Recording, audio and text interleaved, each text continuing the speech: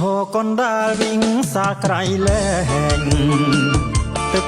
ដីព្រៃវែងចាញ់ចាំងរាំងស្មេយឆោពន់រំលេចដូចពេជ្រទៅឆ្នៃរីកមុខមាត់ថ្មីដីកំណើតខ្ញុំភ្នៅមួយភ្នៅពីរពោទីព្រៃតឹងល្វេព្រៃដើមធ្នឹងរំលេចជ្រៃខ្មុំនឹងអំពិលក្រៅអំបោះកៃមុំអូនឆ្នៃផាហំដោយដៃទាំងសងអោព្រែកចង់ក្រានក្បែរកោះសុទិនឃុំរស័យសាញ់ជួបមុំដំបងកវីសុំស្នេហ៍ស្មាថែបេះដូងស្រអែមនាងបងរៀមសូមផ្ញើប្រា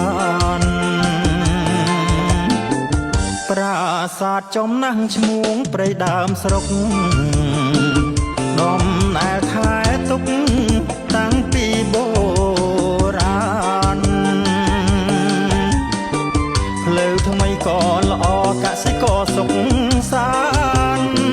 ប្រជាយើងបានស្រាំងស្រានសបាយទុក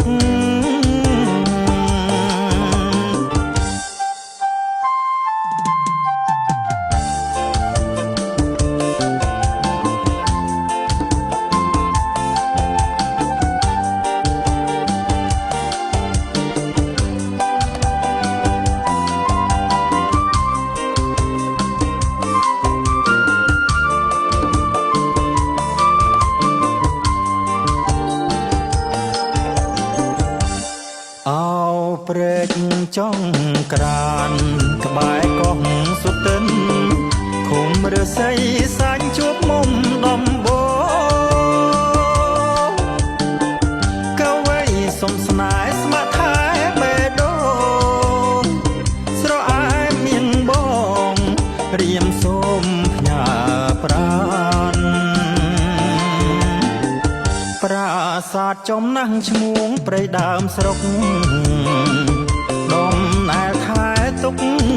តាំងពីបុរាណផ្លូវថ្មីក៏ល្អកសិករសុខសាន្ត